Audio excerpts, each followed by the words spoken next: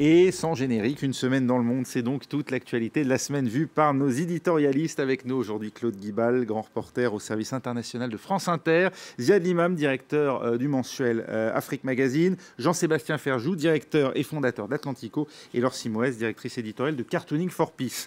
On évoque la prochaine élection présidentielle ici en France. François Fillon, en difficulté aujourd'hui, parviendra-t-il à maintenir sa candidature? C'est évidemment toute la question aujourd'hui. Comment pourrait se décider une éventuelle alternative et qui aujourd'hui est le mieux placé? Votre avis, Jean-Sébastien Ferjou? Il y a déjà celui des Français, parce que dans le sondage qu'on citait, qu'on a fait pour Atlantico avec Harris Interactive, en testant le plan B, le fameux plan B, encore une fois en regardant les réponses des sympathisants de la droite et du centre, parce que poser la question aux Français, ça n'a pas beaucoup d'intérêt. J'imagine que les électeurs verts n'iront pas voter à la présidentielle, enfin pour un candidat de droite.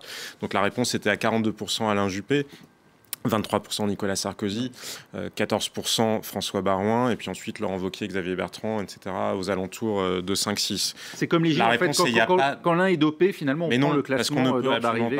On ne peut pas raisonner comme ça. On ne peut absolument pas raisonner comme ça, parce que les gens ont sélectionné un homme, enfin, ils ont quand même aussi sélectionné un projet politique. L'offre politique est incarnée par Alain Juppé, elle a été largement refusée par les électeurs de droite. Donc c'est pas juste comme aux Jeux Olympiques, où vous êtes pris pour dopage parce que celui qui court, il ne représente que lui-même. Ouais. Donc c'est le deuxième meilleur, c'était effectivement, il récupère la médaille d'or. Là, on ne peut pas raisonner comme ça.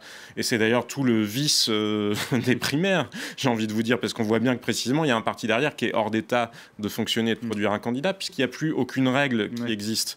Donc je pense qu'ils n'auront pas d'autre solution que d'essayer une répartition du pouvoir, un ticket, voire une triplette, et que l'enjeu, c'est de trouver une configuration qui permet d'avoir à la fois un président, un Premier ministre et la tête du parti, et que ça convienne à tous en prenant en compte les inimitiés entre les uns et les autres. Ça laisse pas beaucoup de possibilités. C'est pas gagné pour eux. Non, mais ce qu'on disait hors antenne, c'est que, encore une fois, tous les scénarios sont possibles. Ce qui rend toute prédiction aujourd'hui, certes journalistiquement intéressante, mais... La seule certitude, c'est la date de l'élection et la date limite de dépôt des candidatures. On ne peut pas savoir quels sont les événements du monde qui peuvent impacter la France d'une manière ou d'une autre dans les 2 mois qui viennent, et on voit qu'il y en a tous les jours de manière assez importante. On avait condamné totalement la gauche archéo. Elle a trouvé un candidat qui a une certaine résonance. Je veux dire, il ne faut pas l'enterrer tout de suite. On voit les premiers sondages sont plutôt favorables. On voit qu'il rassemble la personnalité politique préférée des Français dans le sondage du Gavillier. À égalité avec Emmanuel Macron. Il rassemble les jeunes. Il y a une espèce de résurgence comme ça d'un idéal. Et Mélenchon à côté, il fait un peu vieux croton stalinien. Donc il se passe aussi quelque chose de ce côté-là. Ce qu'on disait sur Macron, moi je trouve que c'est quand même un phénomène extrêmement intéressant. Voilà un type venu d'absolument nulle part, soi-disant banquier, soi-disant élitiste, soi-disant il n'y connaît rien, et qui se maintient, qui dans certains sondages que j'ai lu arrive même au deuxième tour. Donc, à mon Macron, est-ce que ça oblige, d'après vous, la droite, si elle veut se garder une chance dans cette compétition, à faire le choix, elle aussi, de la jeunesse?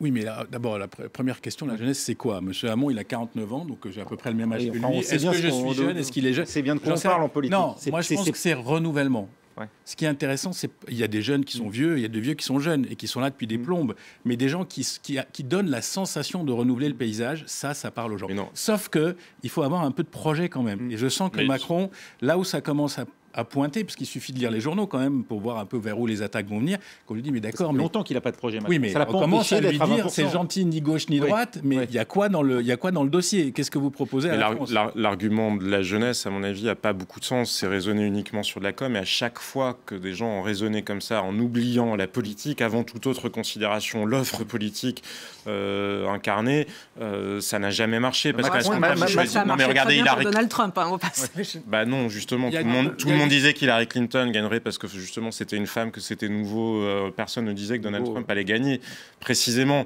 Donc c'est exactement la même logique qui faisait qu'à une époque, certains à la tête du monde s'étaient mis en tête de faire de Michel Delbar le prochain président de la République. Voilà, ce genre de casting-là, uniquement à la tête du personnage. On a pensé aussi à Delevoye pour le RPR. Oui, mais la jeunesse, c'est la tête du personnage. Sans parler de cela directement, mais je crois que quand même, on continue à avoir ici une espèce de vision de cette présidentielle qui se joue dans les sondages, la personnalité préférée des Français, les petits appareils de parti, les petits arrangements entre ceci.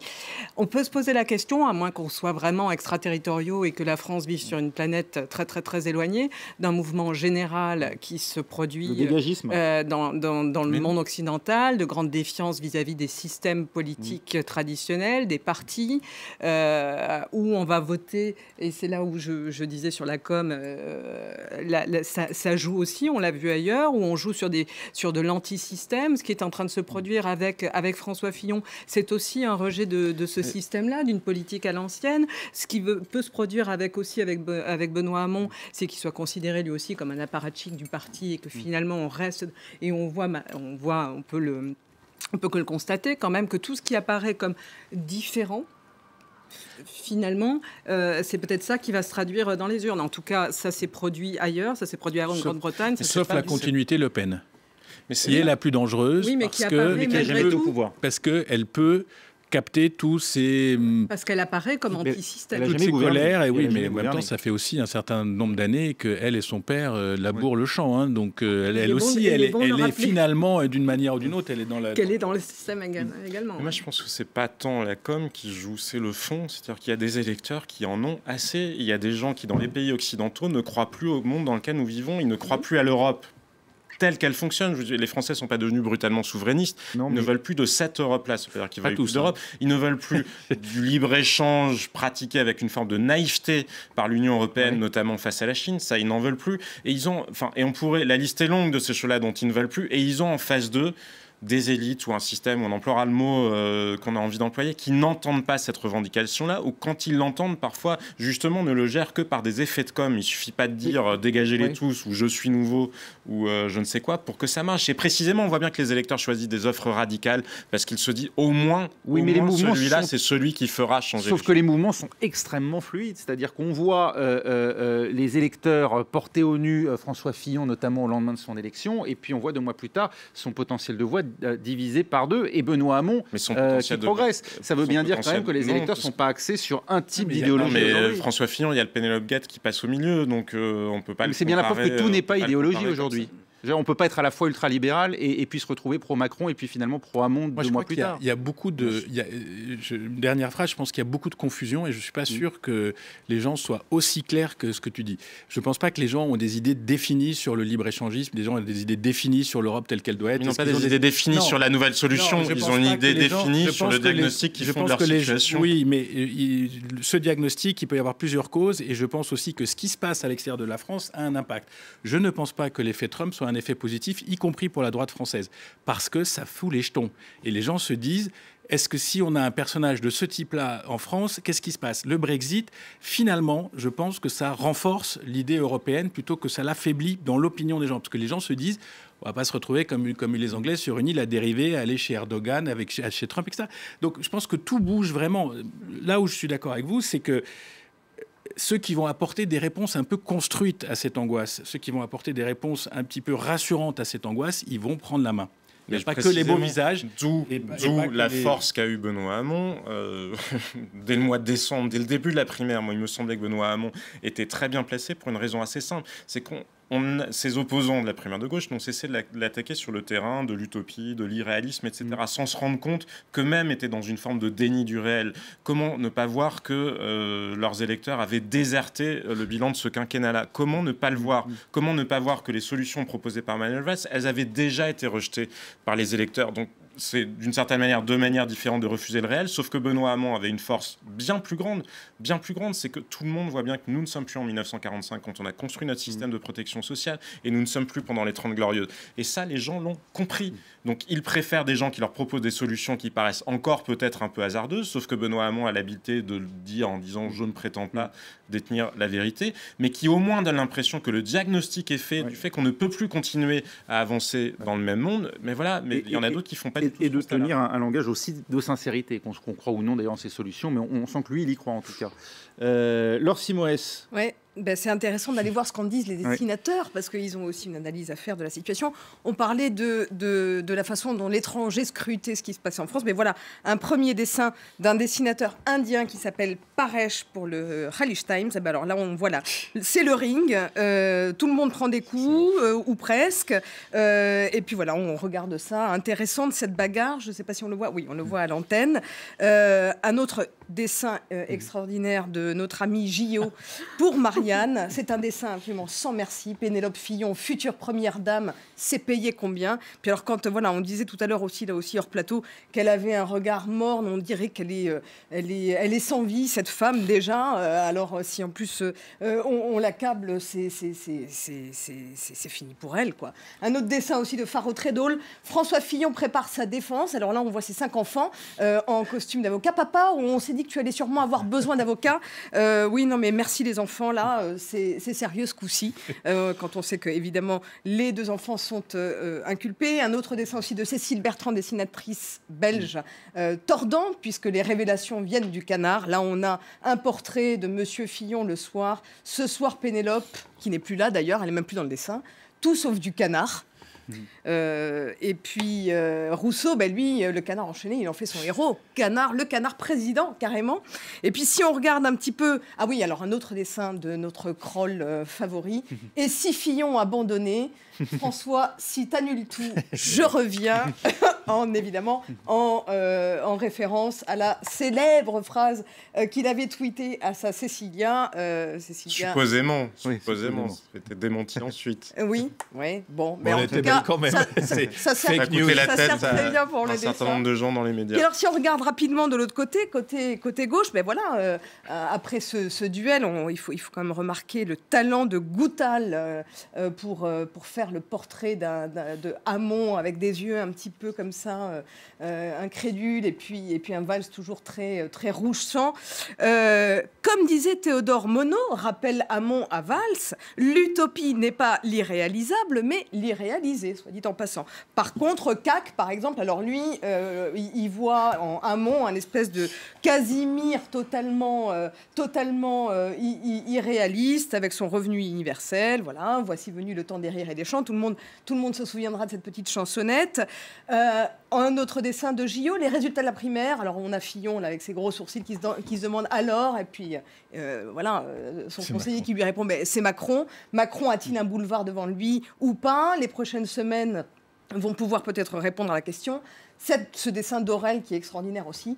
Et maintenant, le rassemblement. Et on a un valse toujours très colérique qui s'exclame « En marche !» et qui va sans doute de ce pas ou pas rejoindre à nouveau le mouvement Macron. Alors, ce qui était... J'aime bien parce que Valls, on a toujours tendance à le gribouiller vraiment avec une tête vraiment de type énervé. Quand bien même, on l'a vu quand même plutôt souriant là, sur le dernier débat. Avec, on a dû lui conseiller de détendre ses traits. Et puis cet autre dessin aussi très intéressant de Pascal Gros pour Marianne. Macron est foutu. Est-ce que les vieux électeurs du PS... Les zombies socialistes. Sans parler d'Alain Alain Minc, pardon. Oui, c'est pas le même. En marche, qui en général prédit toujours le perdant. Donc, voilà, donc on va voir qui sera dans le sillon de Macron. À suivre. On en vient à l'Europe qui cherche une réponse dans la crise des migrants. Ça fait 2 ans que ça dure et les 28 réunis à Malte veulent changer de braquet après avoir bloqué la route des migrants avec un accord avec la Turquie. L'Europe, cette fois, entend couper les voies d'accès à la Méditerranée. D'abord prendre les devants pour faire en sorte que les migrants n'entrent plus en Libye et pour ceux qui y parviendraient quand même, permettre aux gardes-côtes libyens d'intercepter leurs bateaux avant même qu'ils n'entrent dans les eaux territoriales. Ça vous fait rire Non, ce que j'aime bien, c'est l'expression les gardes-côtes libyens. Oui. Supposerait qu'il y ait une Libye fonctionnelle, qu'il y ait des gardes-côtes fonctionnels et qu'il y ait une décision fonctionnelle. Tout est là.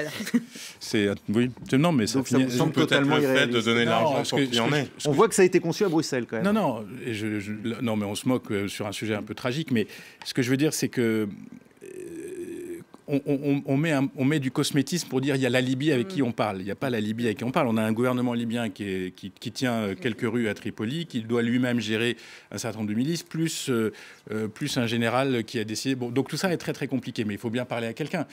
Ce que je trouve absolument incroyable dans cette histoire, c'est que on entend peu le mot sauvetage. Moi, je pense que déjà, ça serait... peut-être de la part de l'Europe, d'essayer d'en sauver un maximum qui sont en train de se noyer. Et 2000 ce matin, hein, et 1500 les 2 jours précédents. Troisièmement, je pense qu'on a toujours le discours extrêmement prudent vis-à-vis de l'opinion, même si elle est traumatisée. Oui. Il faut dire aux Européens, quels qu'ils soient, confédérés, fédérés, pas confédérés, pas fédérés, que ça va durer des années. C'est une vague de fond. Il y a une vague qui vient du Sud, qui est la vague de la pauvreté, et il n'y a pas de raison que l'Afrique change du jour au lendemain et que du jour au lendemain, des centaines de millions de gens vont accéder à des emplois stables, cohérents, etc. Et il y a les vagues qui viennent du Moyen-Orient, qui, tant qu'on n'aura pas résolu les problèmes de fond structurels politiques du Moyen-Orient, c'est-à-dire la Saint-Glinglin, ça va continuer. Et donc, tout ça, il faut bien qu'il y ait une Europe, c'est là que on peut avoir tous des divergences, il faut bien qu'il y ait une Europe très structurée, très puissante, qui puisse d'abord avoir des instruments de protection de ses frontières beaucoup plus cohérents. C'est quand même, excusez-moi, tout le monde rigole sur Schengen, c'est la seule zone où des gens peuvent rentrer. Aux États-Unis, il faut un ESTA, en Australie, il faut un ESTA, au Canada, il faut un ESTA, en Europe, on rentre en Europe. Ceux qui nous regardent, c'est un formulaire, en gros, pour montrer pas de blanche. Il faut un ESTA quand on est dispensé de visa, mais, comme les Français. Mais sinon, bon, il faut ça un compte. visa. Après, il faudra bien un jour ou l'autre qu'on décide que les politiques migratoires n'appartiennent pas qu'aux États, puisqu'aujourd'hui, en fait, chaque État décide ce qu'il veut. Si on veut protéger cette Europe de ces flux qui arrivent, il faut bien qu'elle ait une position le plus intégrée possible. Si les Anglais ne veulent pas, ils s'en vont. Et le reste, le continent, il faudra bien qu'on trouve des réponses. Parce que c'est un challenge essentiel, vital. On voit bien ce qu'a fait Mme Merkel, à quel point ça a déplacé, ça a créé des problèmes, ça a fait perdre des élections, ça a peut-être créé Trump. On voit bien que tout ça est une force de l'histoire extrêmement puissante. Donc il faut une réponse cohérente et structurée des Européens. Et c'est peut-être par ce genre de choses que l'Europe se recréera en se donnant des moyens d'agir sur des problèmes concrets qui la menacent. On a déjà Frontex. Non, mais Frontex, c'est une association de militaires. Je veux dire, on peut faire un petit peu mieux que ça. Ouais. On parle de continent le plus riche de la planète. On parle de pays qui ont les revenus les plus élevés. On parle de 460 millions d'habitants. Il y a un moment, il faut arrêter aussi. Je veux dire, c'est pas Oui, mais avec déjà des gros problèmes de redistribution au sein même des 28. C'est-à-dire que vous avez des pays qui s'y opposent parce que ce sont aussi des pays qui ont les revenus par tête les plus faibles. Est-ce que vous trouvez normal, enfin, je ne m'adresse pas à vous, mais tous ceux qui nous regardent, qu'on laisse des milliers de gens, excusez-moi, crever en Grèce Parce que c'est ça la réalité, les camps grecs aujourd'hui. Il a neigé tout l'hiver, les types ils sont à moins 2 degrés, il y a des milliers de gens, et on dit aux Grecs, mais débrouillez-vous. Enfin, c'est presque ça, enfin, c'est consternant. Je veux dire, on est l'Europe. Il y a un moment, il faut que cette idée traverse un peu les barrières. Excusez-moi, c'est un sujet qui me interpelle. Non, mais on crève en Grèce, on crève en Serbie, on crève en Libye.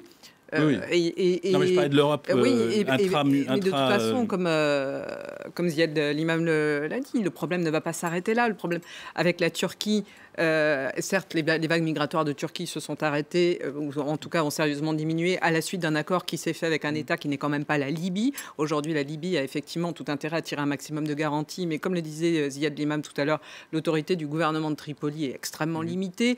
Les milices locales, le reste, a tout intérêt à alimenter une instabilité qui bénéficie aux mafias locales et aux passeurs. C'est un énorme business. Et donc, il n'y aura pas de solution sur la Libye tant qu'il n'y a pas une solution politique sur la Libye. Et tout cela ne va pas s'arrêter là, parce qu'il y a le Sahel qui est une bombe démographique. Et mais là, on parle de millions de personnes encore. Donc, c'est vrai que l'Europe, là, est dans des positions court-termistes qui sont liées à un contexte global, à des élections un peu partout en Europe. On voit effectivement les conséquences en Allemagne. L'alternative, à part le co-développement, quelle est-elle ? Moi, je ne suis pas politique. Si j'avais la solution, et s'ils avaient la solution... La seule alternative durable, c'est le développement. Au sud, ça va prendre. Et c'est la paix sur le flanc Est. Parce que ça, c'est la Syrie, c'est l'Irak, c'est la Turquie. Il n'y a pas de solution simple, de toute façon. Il n'y a pas une seule raison à cet afflux migratoire. Mais en même temps, c'est vraiment le moment, et là, je partage totalement l'avis de Ziad l'imam, pour l'Europe de se repencher. Elle est frappée en plein fouet. Il y a eu le Brexit, il y a eu Trump, il y a les migrants. Son identité, Poutine, sa raison d'être, elle est là. Donc soit elle se pose la question et elle accepte de façon, en tant qu'union, de se la poser. Mais tout cela ne peut plus se faire, effectivement, au gré de politiques migratoires qui sont gérées par les États. Et c'est bien ce que fait Trump aujourd'hui avec ses décrets migratoires. Quand aujourd'hui, des États négocient d'État à État le traitement des binationaux, etc., c'est bien là aussi encore un poison qui se met dans l'Europe sur la question de la migration. Jean-Sébastien Ferjou, ça veut dire qu'il faut dévoluer davantage de compétences à Bruxelles pour traiter l'immigration de manière commune, ou bien au contraire, est-ce que ça doit être la prérogative des États, surtout par les temps qui courent? Tout dépend de ce qu'on veut en faire. Enfin, si on est capable de se mettre du contenu de la politique sur un projet commun. Je ne crois pas que la Pologne ou la Hongrie aient la même vision que l'Allemagne ou les Pays-Bas. Peut-être qu'à un moment, il faudra aussi reconnaître... on peut faire tous les discours du monde sur l'Europe. Moi aussi, je crois à l'Europe comme un projet où j'y ai longtemps cru. Maintenant, la réalité, c'est qu'on n'a plus nécessairement ni les mêmes intérêts. On l'a bien vu pour partie dans la décision allemande. Il y avait des considérations démographiques, il y avait des considérations sur l'économie allemande. Ça faisait partie des décisions qui ont été prises par Madame Merkel. En plus de ça, dans une zone qui n'a plus de frontières en son sein, elle prend cette décision-là sans consulter aucun de ses partenaires. C'est quand même le meilleur moyen, parce que Donald Trump, il est aux États-Unis, mais enfin, il le fait sur les États-Unis. Il ne prend pas une décision qu'il impose à tous les autres. Sur le Mexique, il aimerait bien imposer 2-3 trucs quand même. Peut-être. Enfin, en l'occurrence, les décrets d'immigration qu'il a pris concernent les États-Unis. Ils ne concernent pas une zone. Ils ne concernent pas une zone où il n'y a plus de frontières.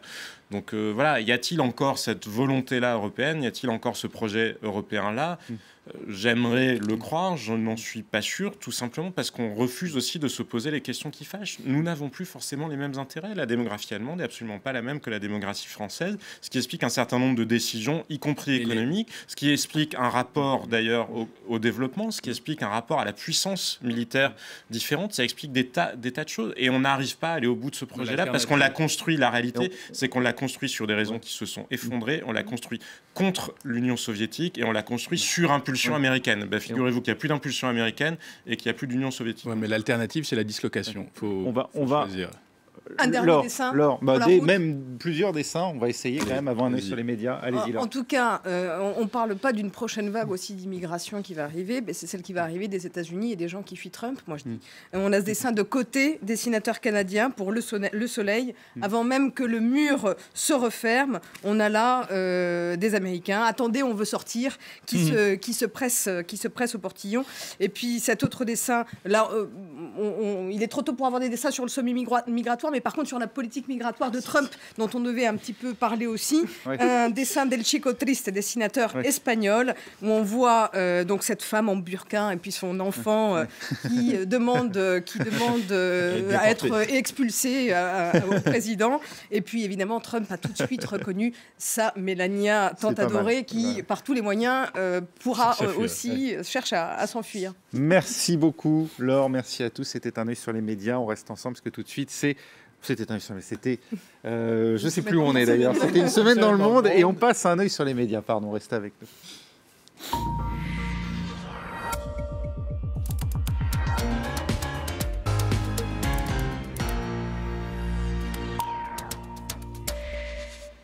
Voilà, un œil sur les médias, c'est maintenant. Vous avez compris avec Anthony Saint-Léger. Bonjour Anthony. Bonjour.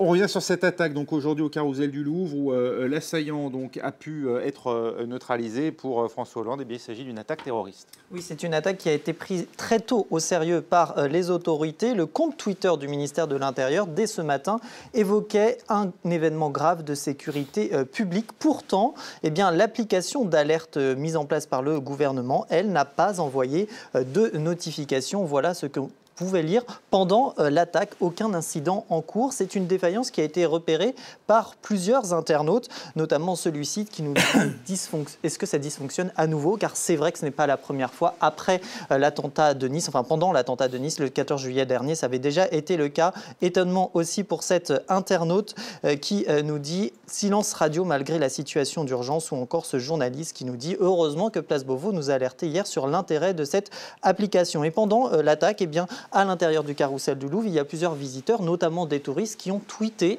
en direct, qui étaient bloqués au sein du carrousel et qui ont tweeté en direct l'événement, comme ce tweeto américain qui, par exemple, précisait que les bagages étaient en train d'être fouillés. Il y a aussi ce tweeto anglais, cette fois-ci, qui lui publiait cette photo selfie avec le sourire aux lèvres et cette légende « Nous attendons d'être libérés ». Il y avait aussi une sorte d'ambiance un peu de les visiteurs qui semblaient être rassurés et en tout cas pas de scène de panique d'après les différentes photos postées par ce journaliste de la version chinoise du FT. Alors si certains internautes ont partagé leur confinement, et bien d'autres ont préféré saluer le courage du militaire qui est intervenu et aussi de l'ensemble des forces de sécurité. Alors il y a eu bien sûr les pompiers de Paris par exemple, mais également des anonymes qui ont été beaucoup à utiliser ce hashtag fier de nos soldats. Travail rude mais efficace. On compte sur votre vigilance. Ou encore cet autre internaute. Merci. Le terrorisme ne nous fera pas poser genoux à terre. Des messages de soutien qui ont été relayés par les politiques. D'abord le ministre de la Défense Jean-Yves Le Drian, qui salue le professionnalisme des forces militaires. Le chef de l'État, lui, parle de courage et de détermination. Le candidat socialiste Benoît Hamon, lui, évoque toute sa gratitude. De son côté, le candidat Les Républicains François Fillon assure de tout son soutien et de toute son admiration en saluant le sang-froid des forces de sécurité. Soutien également de Yannick Jadot, candidat écologiste à la présidentielle. Et puis, soutien aussi de Marine Le Pen, qui, elle, évoque une barbarie et une menace islamiste, même si, il faut le préciser, les motivations de l'assaillant ne sont toujours pas connues. Soutien aussi de Donald Trump, qui lui aussi évoque une menace islamiste, lui qui n'a même pas, rappelons-le, qui n'a même pas condamné l'attaque de la mosquée à Québec. C'était dimanche dernier, qui avait fait 6 morts. Merci beaucoup, ce que rappelaient d'ailleurs nos invités ici en plateau. Merci beaucoup Anthony, c'était un œil sur les médias. Restez avec nous, tout de suite un nouveau journal sur France 24.